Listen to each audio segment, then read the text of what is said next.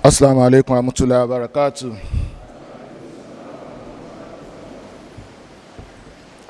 I'm inside and the Sadas.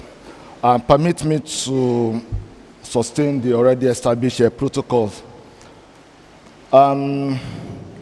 Sometimes late in November, my brother Prince contacted me regarding giving this lecture. Honestly, when he gave me that topic, it looked so abstract, and that was a fact. And I was just wondering, how do you give this sort of abstract topic in a gathering like this? I mean, so that people will not be dozing. I've tried as much as possible to break it down, and I hope that it will not be boring.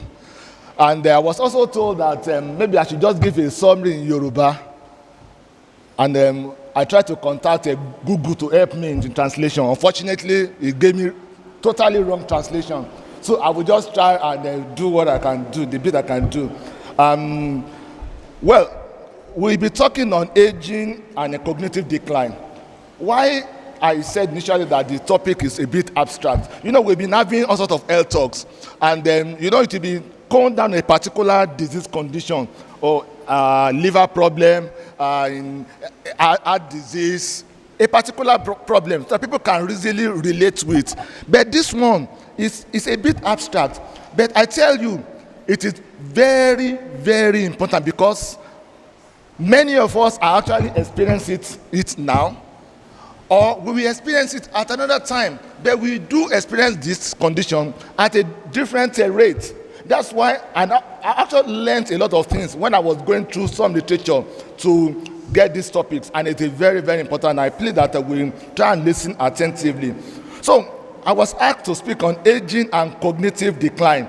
Permit me, sir, I will try and give some rough translation in Yoruba along the line so as to save time, so that I don't need to do it at the end of the lecture. I was told by Google that cognitive function is Ise Opolo. The expert in Yoruba language, I hope that is correct, that Ise Opolo. That is those brain functions that allows us to relate with ourselves and our community. So the cognitive functions refers to the mental processes that enables us as human beings to acquire knowledge, understand our words, and then perform everyday tasks. These functions are essential in thinking, learning, and interacting with our environment. Yes, we are all human beings, but we must relate with ourselves, amongst ourselves, and we must also relate with the environment where we find ourselves. So it is these brain functions, what we can loosely translate as Ise Opolo, that allows us to do this. So why do we need to understand this concept very well? Because it is very, very important for our day-to-day activities. As we are as human beings, without cognitive functions, we are nobody. It is like when you have a computer, that is the hard drive, and you don't have any software on it. That if you say, oh, you have laptop, it's totally useless. Just like your handset, you have your phone, you did not install WhatsApp. You did not install all those applications. That phone is just as useless as anything. So that's the same concept, that although we are human beings, but we must possess this function in order for us to be able to function as normal human beings. So the first thing is actually to understand the type of cognitive functions. That is, how many types, how do we classify this Ise Opolo so that we can relate with ourselves? Basically, we have two. We can look at it as a fluid cognitive skills function or crystallized cognitive function. Fluid cognitive function, there's those functions that enable us to think flexibly and critically about new situations, solve problems, and process new information independent of previous learning, experience, or education. What we mean by the fluid cognitive functions, there are those functions that will enable you, if something happens immediately, something that you have not learned at all, you must be able to react to it.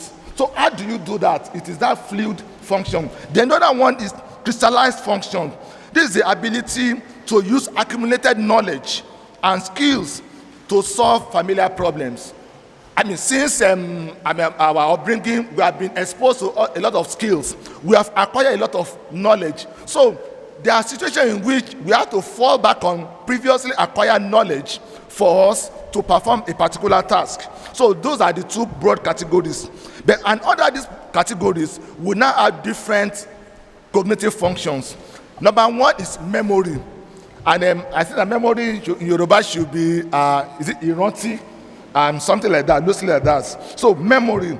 This refers to our ability to store, retain, and retrieve information. So we must get it clear. Memory involves our ability to store, retain, and retrieve information. And basically, we have three types of memory. We have short-term memory. This refers to the ability to temporarily hold information. There are some memory that you just need for a temporary short time. At least, for example, now, maybe Amir told me that, look, go and get number 63 seats for me. I don't really need that to keep that for a long time. And a few minutes later, he asked me, which number did I tell you? I should be able to process it was 63. So that's short-term memory. I don't need to process, to store that information for long-term use. Then the other thing is long-term memory. This allows us to store information for extended period. For example, it could be possible that something remarkable happened at last workshop or at last ITIMA. So that probably the Sarah told that this thing you must always be doing it. It means that I have to store it and I will be making use of it. So that will fall under the long-term memory. Then you also have what you call working memory. And this allows us to actively manipulate information for specific tasks. For example, now, the mental arithmetic that we used to do as a primary pupils. I'm not sure that people are the people that are doing the game. We used to do a lot of mental sums. 2 plus. And you'll be giving the answer spontaneously. So that is a working memory. So, and then we also use that in our part of our daily activity. So those of us who are traders, who are trading, at least you transfer business, you need to give a change now. Somebody has bought something of maybe 350 naira, he has given you 500. You need to decide, you need to know spontaneously. That's working memory that you will use at that point in time, that how much do I give this person back. So that is about memory. The other cognitive function is what we call attention. And this refers to our ability to focus on many things at once. Imagine when we are coming to this venue, we encounter so many things. We are thinking about what we are coming to do. We are also concerned about so many things. So how do we now interact so that we focus on so many tasks at the same time? So that's attention. Then you now have to decide which one should I place emphasis on. So this comes under attention. So we have what we call sustained attention, and this allows us to focus on a particular time over a period of time. For example, now we are all here. We are supposed to exercise sustained attention in this program now. Although there will still be other things. People will still need to attend to their calls. If it is very important, but we need sustained attention at this moment in time. Then selective attention. This refers to focusing on specific tasks while ignoring others. There will be so many distractions, but you should be able to decide which of these tasks do I need to respond to, or I need to just do away. Then divided attention. That is managing multiple tasks simultaneously. You can imagine the organizer of this program.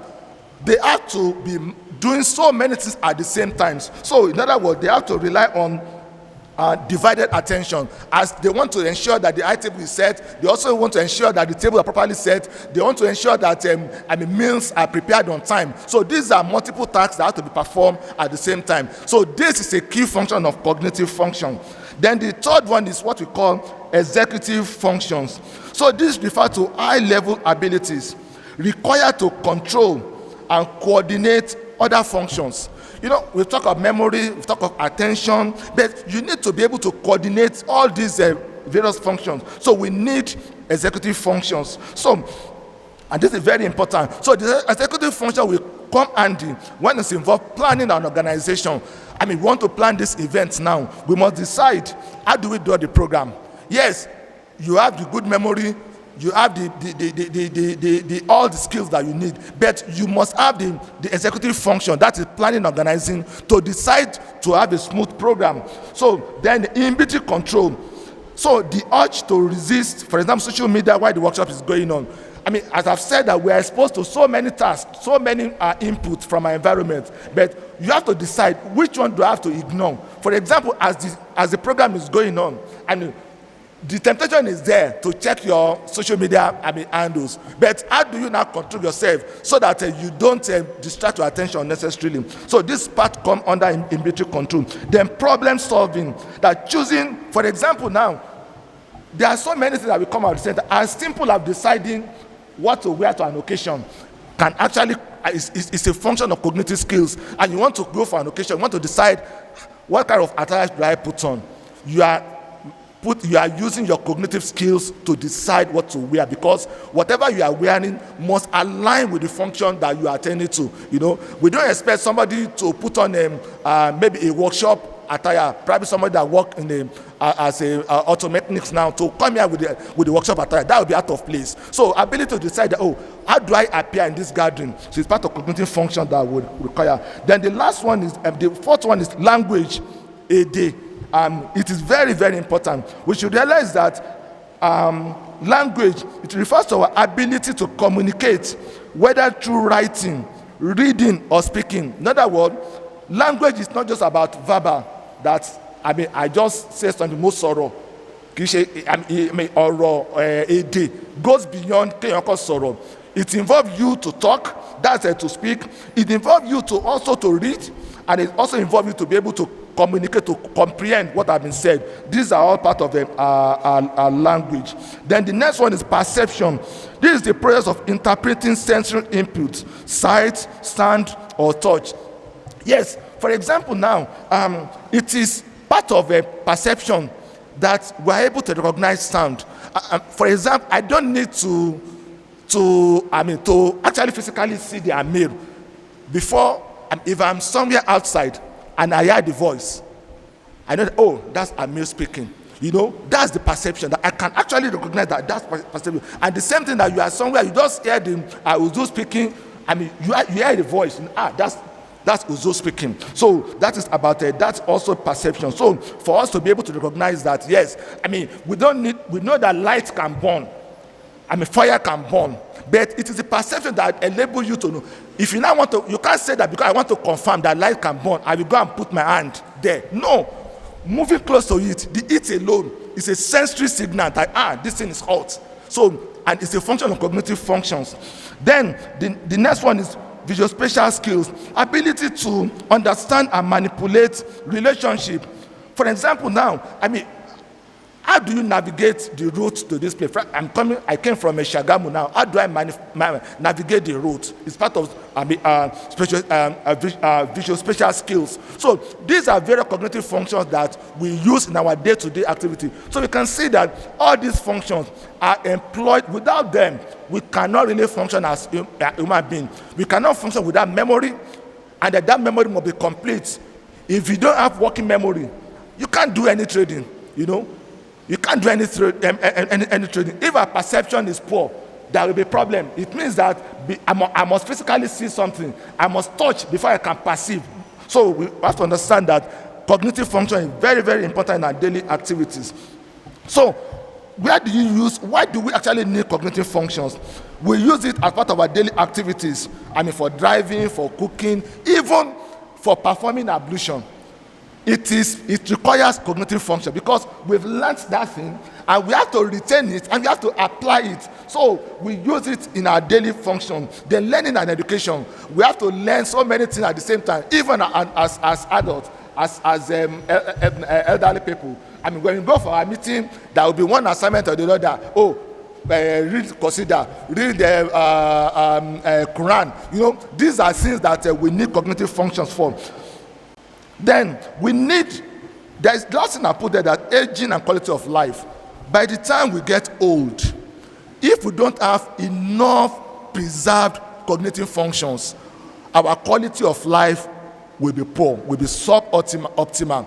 In other words, as we are growing old, it is the cognitive skills that we have built up. It's like, kakasope, you want to need reserve, something, you've stored something in the bank. It is what we have stored in our cognitive bank that we will now fall back onto. So if you lack, if you are deficient in so many areas later in life, we will actually be, our quality of life will be very, very, very poor.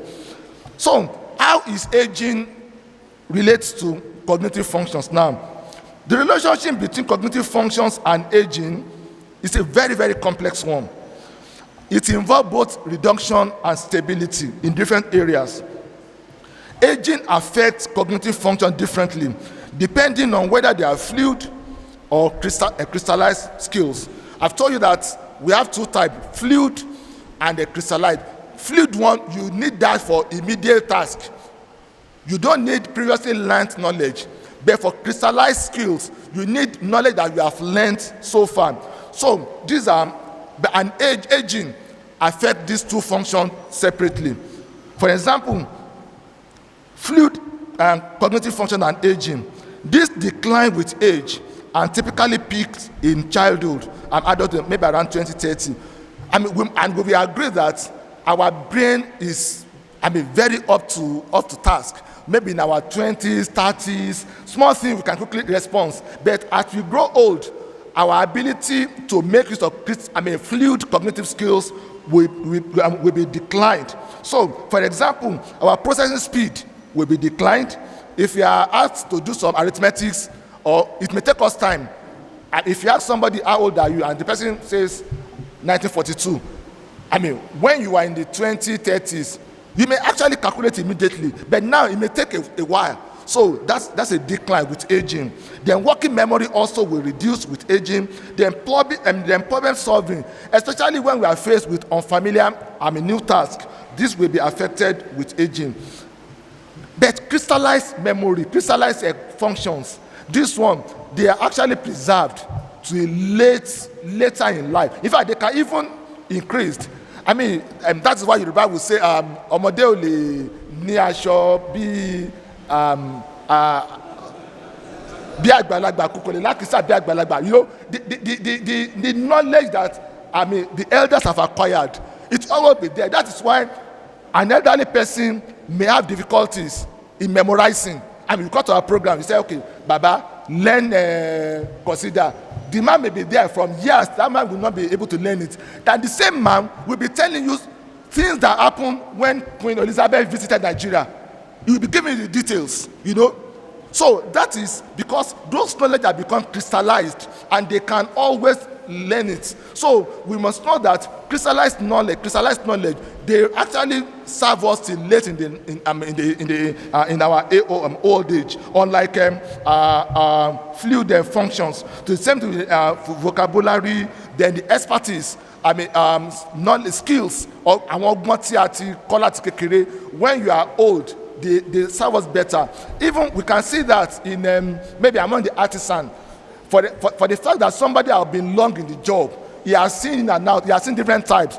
You may actually see the difference in the skills, ability to make use of the hand skills compared to somebody who has just completed the training. So, what are the factors affecting cognitive decline with aging? So, we have said that cognitive decline with aging differs at different rates. Fluid cognitive functions, they are affected the most. Why? Crystallized functions, they are preserved because we've learned them over the years. So one of the factors that can affect this decline is biologic effects, that's genetics. Some families, they may have some condition that can affect cognition. For example, Alzheimer's disease. And this one will actually affect a lot of cognitive functions. These are conditions in which, somebody may not be able to recognize individuals, people that you are known to. So it may affect some families.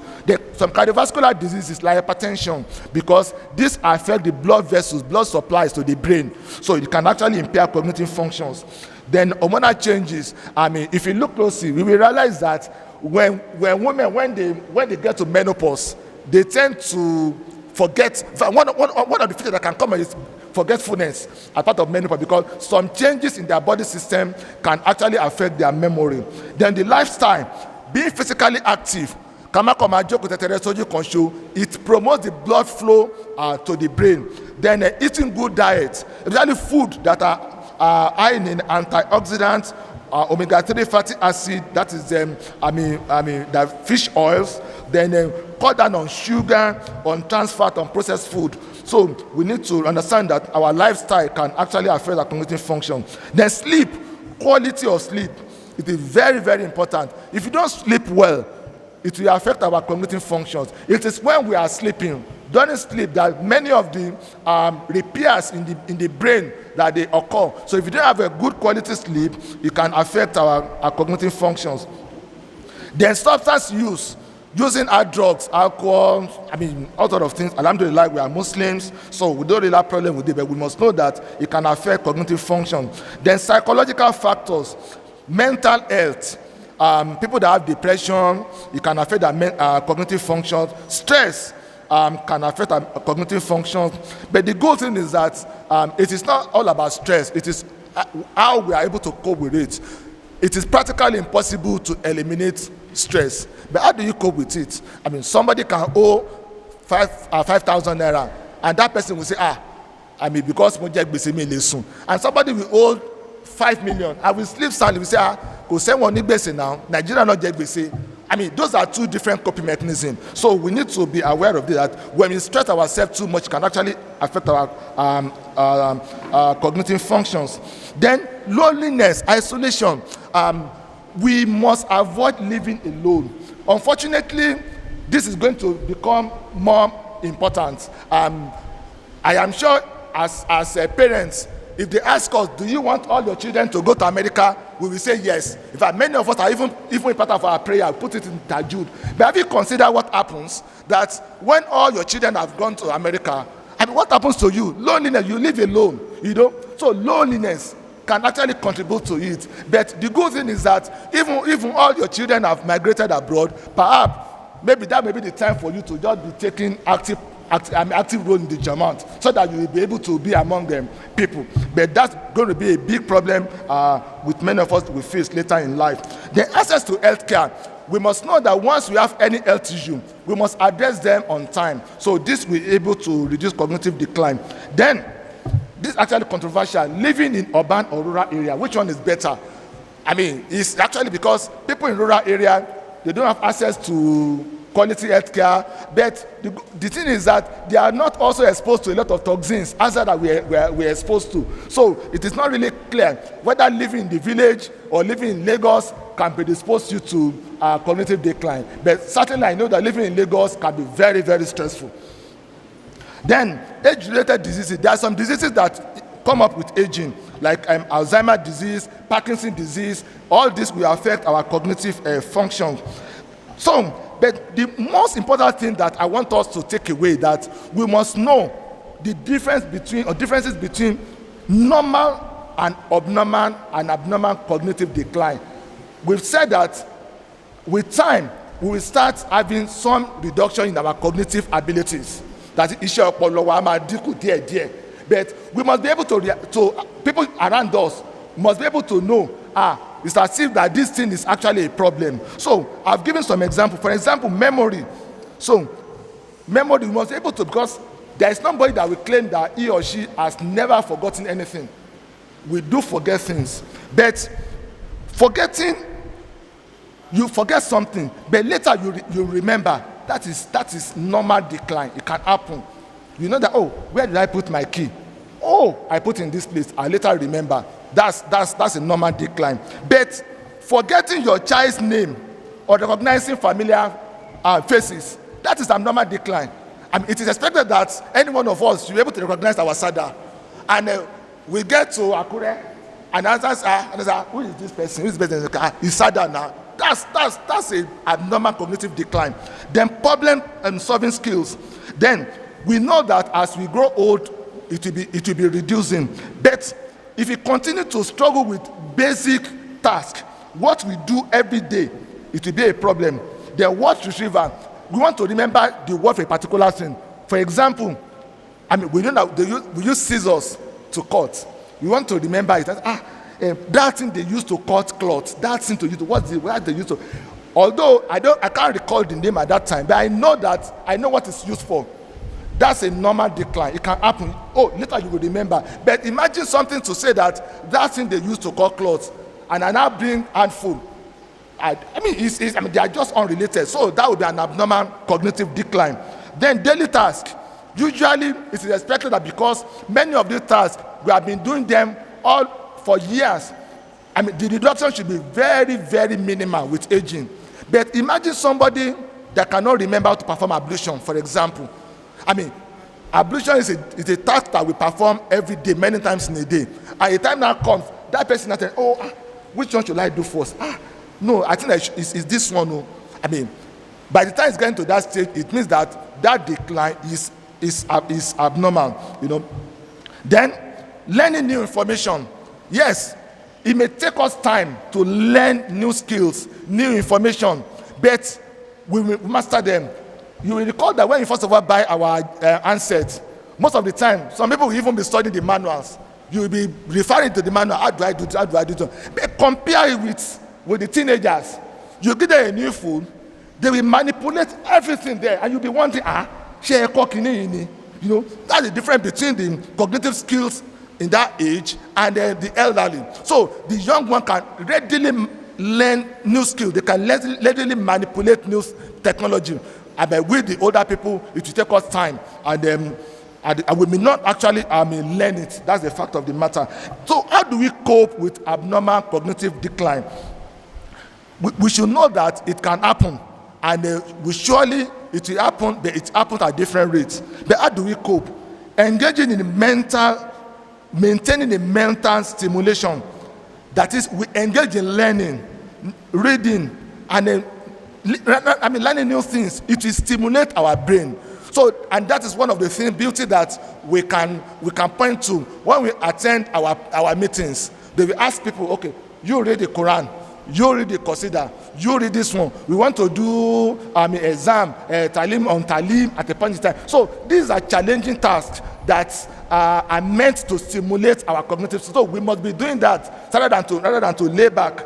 Then we must be physically active, and so that it can promote the blood flow to the brain. Then we must eat good diets. Food rich in antioxidants, vitamins, that will promote a healthy brain development. Then, as an adult, as elderly, when we are getting old, and we know that we are forgetting things, we have to limit multitasking. We may not be able to do too many things at the same time. So we cannot compare that man sharing but one service. Yes, you could be doing so many things when you are in service, but after retirement, you just discover that you can't multitask again. So that's a reality. So you have to reduce multitasking. Then you have to use memory aids. You can use your diary. We know that you have an engagement. You want to put it in your memory. You have this to do. You can write them down. And you can use modern technology. For example, your phone. You can set it as a reminder that remind me so days, so time. So this will enable us to overcome our cognitive decline. And then those who have hearing problems should also use hearing aids, because if one cannot hear properly, it will affect. It means that the amount of information going to the brain to be processed will reduce, and with time, the cognitive decline will be faster. So we need to use hearing aids so that we can hear properly. Then we now have to build cognitive reserve. That is, we must, as much as possible, learn so many things. Perhaps this will be more applicable to the Quran, because I don't really know how much you can learn, especially those of us who are 60, 70. But the truth of the matter is that if we have not built enough reserve, we will not have any skills to fall back to. Unfortunately, many of the generation coming now, we don't really know what will happen with the use of technology. We talk of AI. I mentioned something about mental sum, arithmetics. We know that we rely on our brain to solve a lot of arithmetics in schools during our time. But now, all these students, they are not tasked. They don't task their brain. You give assignments. They will just go to the Meta AI, as simple as Meta AI, type it, can you help me to do this one? And the Meta AI will give you the answer, So you give undergraduate, and that's the challenge that a lot of they are facing in the higher institutions now. You give assignments, you give proposals. People will just consult tools, technology tools, and they will do it for them perfectly.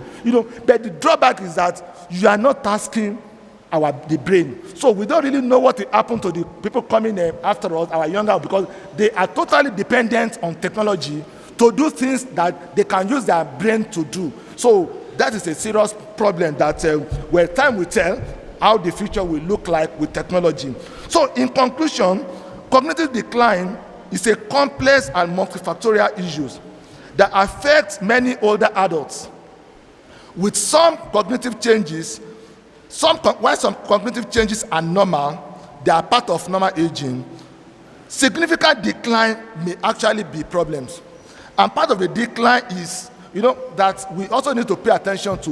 When people spend unnecessarily, unnecessary expenditure can actually be a pointer to cognitive decline. For example, now, probably you are living with an elderly, maybe you are a tenant in a place that you are helping an old person, and the person now says that, oh, I've given you all my money in my account.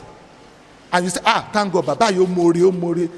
And after a while, the man now maybe called it, I need money to buy food. Baba, lowo now. And the person says, Baba has given me all the money for taking care of him. No, it is actually a decline in cognitive function. So that when we see abnormal expenditure, we have to query that, is it a normal spending or due to cognitive impairment? Because these are subtle things that will come up when we have cognitive decline, very abnormal one.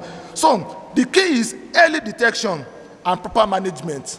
But the management, it is not something that can be cured. And that's why we said management. The management involved in those steps that we have given, using aids, recognizing it. When we know that maybe we have parents that have decline in those functions, they cannot perform activity of daily life. It means that they are now dependent. So these are not the people that they can allow to go out.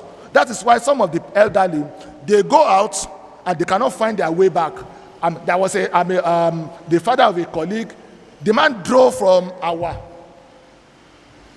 went to Adeko. From Adeko, he now came to the Sagamu to meet the daughter. Moto ni moto mi si. Mbo ni mo de wa, mbo ni moto mi ka. Baba ele se kuro ni. That's a serious cognitive decline. So when we see elderly people that are having issues, we know that we cannot leave them alone. At that point in time, they are totally dependent. So early detection, proper management, along with lifestyle modification, can help mitigate and affect cognitive decline and improve our quality of life. The goal is that as we grow old, we want to have a good quality of life. We want to be less dependent on people so that we can perform our daily tasks. So, but when we realize that some of these tasks are becoming difficult to us, we now need to make proper adjustments. So those of us who like to hide things, there are some elderly people, one man told you, but it's not becoming problems.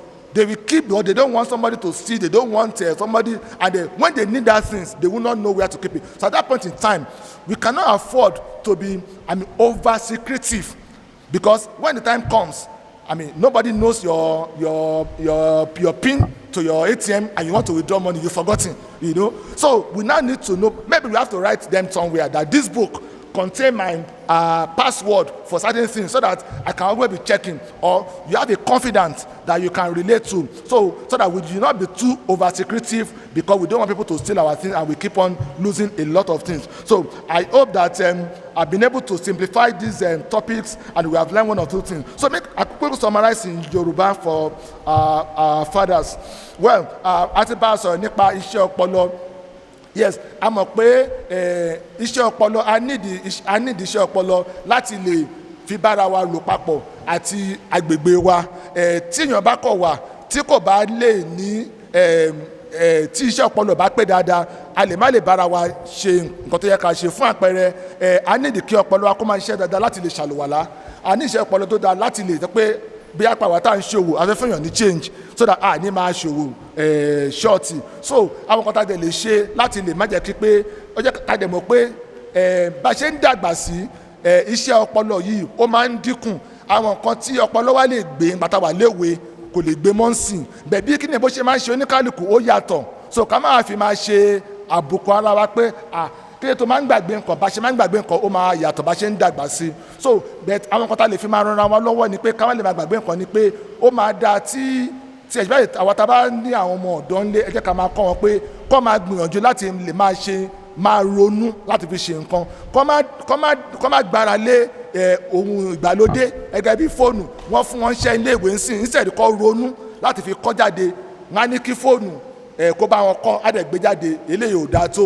Then ká dẹ̀ gbìyànjú ká má máa dá gbé, ká máa wà láàrin àwọn èèyàn. Àwọn tó bá dẹ̀ yẹ pé gbogbo ọmọ wa wọ́n ti lọ sí òkè òkun, àwọn ìyàwó wa náà wọ́n ti lọ bá wọn tọ́mọ lókè òkun, àwọn tẹ̀lẹ́dá wà ká gbìyànjú bóyá tó bá ti pé mítìn nígbà gbogbo ká máa lọ sí mítìn, ká máa di ipò mú, ká gbìyànjú láti máa di ipò mú nínú ìjọ so that a lè máa wà pẹ̀lú àwọn èèyàn tọ́wọ́ yẹn bá ń sọ̀rọ̀ á máa jẹ́ kí ọpọlọ wa kó máa tají, kò ní tètè máa kú. So tí a bá ń ṣe léyìí a rí i pé ìpèníjà yìí tó yẹ pé ó lè ṣe wá bẹ̀tẹ̀ bó máa ṣe wá yàtọ̀ a lè overcome ẹ̀. So mo gbàdúrà pé Ọlọ́run bá kó jẹ́ kí ọpọlọ wa kó lè máa ṣiṣẹ́ dáadáa ní ti ojú ọ̀nà láti fi máa sin Ọlọ́run bá. Assalamu alaikum warahmatullahi wabarakatuh.